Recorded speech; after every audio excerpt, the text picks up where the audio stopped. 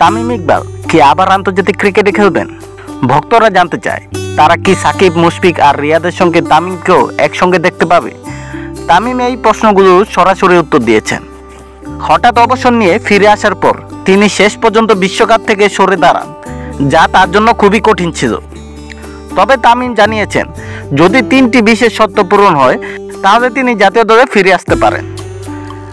আজ রোববার একটি ক্রীড়াভিত্তিক সংবাদ মাধ্যমকে দেওয়া এক একান্ত সাক্ষাৎকারে নিজের ফেরা প্রসঙ্গে তামিম বলেন, আমি যেভাবে শেষ করেছি তাতে আমি মোটেও সন্তুষ্ট নই। তাই আমার জন্য দলে ফিরে খেলার জন্য একটা কারণ দরকার। আমি ওরকম মানুষই নই যে এই পরিস্থিতিতে আসলাম আর 4-5টা ম্যাচ খেললাম।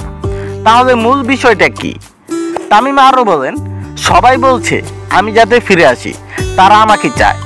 তবে আমি যদি 4-5টা ম্যাচের জন্য আসি, সেটা কি বাংলাদেশের দলকে সাহায্য করবে?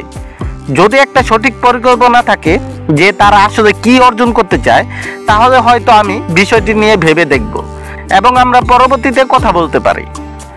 এদিকে তিনি আরও বলেছেন যে চ্যাম্পিয়ন্স ট্রফিতে যদি সিনিয়ররা একসাথে খেলে, সাথে বিসিবি যদি আমাকে আমন্ত্রণ জানায়, আর সবশেষে তিনি বলেন যে তার সতীর্থরা যদি আমন্ত্রণ জানায় তবেই তিনি জাতীয় দলে ফিরবেন।